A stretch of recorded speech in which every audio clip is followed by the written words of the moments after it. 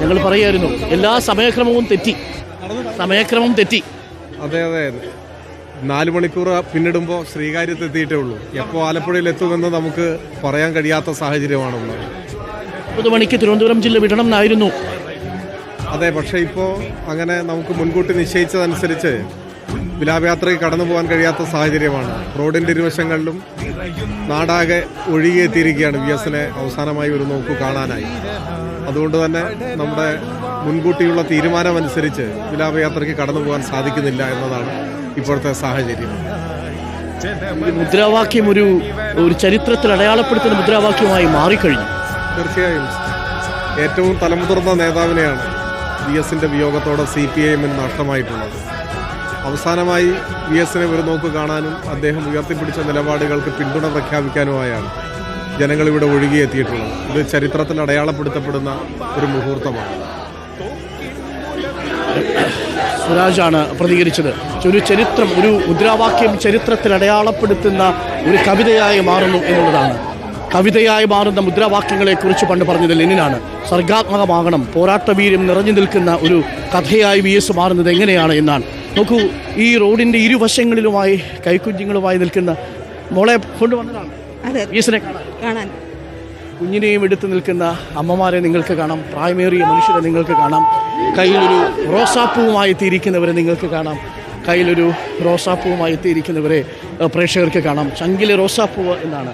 ആ ചങ്കിലെ റോസാപ്പൂവുമായി എത്തിയിരിക്കുന്ന മനുഷ്യരുണ്ട്. ഹൃദയം പറിച്ചു കൊടുക്കും VS-ന് എന്നാണ്. കണ്ണേ കരളെ VS എന്ന് വിളിക്കുന്നതിനും വലിയ കണ്ണാണ്, കരളാണ്, നേതാവാണ്. കണ്ണാണ്, കരളാണ്, നമ്മുടെ നേതാവാണ് VS. ആ VS-ന്റെ അന്ത്യയാത്രയിൽ സ്നേഹനിർഭരമായ വികാരവായ്പോടുകൂടിയുള്ള യാത്രയപ്പിനാണ് കേരളം സാക്ഷ്യം വഹിച്ചുകൊണ്ടിരിക്കുന്നത്. കയ്യിൽ ഒരു പിടി പൂക്കളുണ്ട്, ഒപ്പം ചിലർ കയ്യിൽ റോസാപ്പൂവ് കരുതുന്നുണ്ട്. ചങ്കെടുത്ത് കൊടുക്കുന്നത് പോലെയാണ് അവർ ആ പൂക്കളിടുന്നത്. ആ കാഴ്ചകൾ പ്രേക്ഷകരെ അത്ഭുതപ്പെടുത്തുന്ന കാഴ്ചകളാണ്.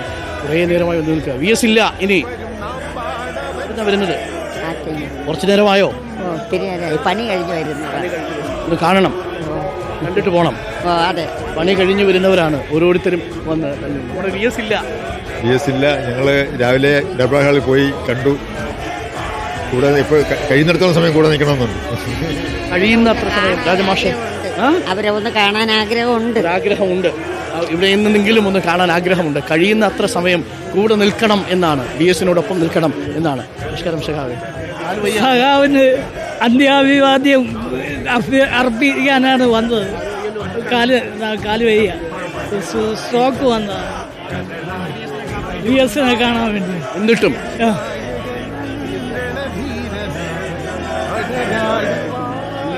VS-നെ കാണാനായിട്ട് മനുഷ്യർ നോക്കൂ, എത്രയെത്ര മനുഷ്യരാണ് നമ്മുടെ മുന്നിൽ നിൽക്കുന്നത്, എത്രയെത്ര രീതിയിലുള്ള മനുഷ്യരാണ് നമ്മുടെ ചുറ്റും നിൽക്കുന്നത്. ആ മനുഷ്യരുടെ കഥയ്ക്ക് അന്ത്യമുണ്ടാകുന്നതേയില്ല.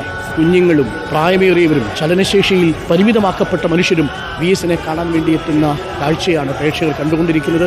ഇത് വല്ലാത്തൊരു കഥയാണ് നിങ്ങൾ കണ്ടുകൊണ്ടിരിക്കുന്നതും. കേരളം ഇന്നേ വരെ കണ്ടിട്ടില്ലാത്ത വിധം ഒരു മുദ്രാവാക്യം കവിതയായിട്ട് മാറുന്ന ഒരു കാലത്തിലൂടെയാണ് നമ്മൾ സഞ്ചരിക്കുന്നത്. ജനങ്ങളുടെ ഒരു കാഴ്ചയും അല്ലെങ്കിൽ ജനങ്ങളുടെ ഒരു ആഗ്രഹവും അത് പൂർണ്ണമായെങ്കിലും നിറവേറ്റാൻ നമുക്ക് കഴിയുന്നില്ല. എന്നിട്ടും ഇത്രയേ നമുക്ക് പറ്റുന്നുള്ളൂ എന്നാണ്. അതാണ് ഞങ്ങൾ അതിനു മുൻപ് MV ഗോവിന്ദനെ കണ്ടു. അദ്ദേഹം പറയുന്നത് ഇനിയിപ്പോൾ ആളുകൾ നിൽക്കുന്നിടത്തെല്ലാം നിർത്തേണ്ടി വരും എന്നുള്ളതാണ്. ആളുകൾ നിൽക്കുന്നിടത്തൊക്കെ നിർത്തേണ്ടി വരും. അതുകൊണ്ട് തന്നെ എത്ര സമയമാകും അവിടേക്ക് എത്താൻ എന്നുള്ള കാര്യം പറയാൻ പറ്റില്ല. ഒരുപക്ഷെ രാവിലെ ആകാം എന്നുകൂടിയാണ് പറയുന്നത്. എല്ലായിടത്തും ആളുകൾ കാത്തു നിൽക്കുകയാണല്ലോ. നമ്മൾ വരുന്ന വഴിയിലൊക്കെ കണ്ടല്ലോ. സ്ഥലങ്ങൾ മാത്രമല്ല. അതെ സുജയ, നേരത്തെ നിശ്ചയിച്ച 27 സ്ഥലങ്ങളല്ല, കൂടുതൽ സ്ഥലങ്ങളിൽ ആളുകൾ എത്തിക്കൊണ്ടിരിക്കുന്നു. പണി കഴിഞ്ഞെത്തുന്ന മനുഷ്യരുണ്ട്, പലരും വൈകുന്നേരത്തുന്ന വെയിൽ ആറിയിട്ടെത്തുന്ന മനുഷ്യരുണ്ട്.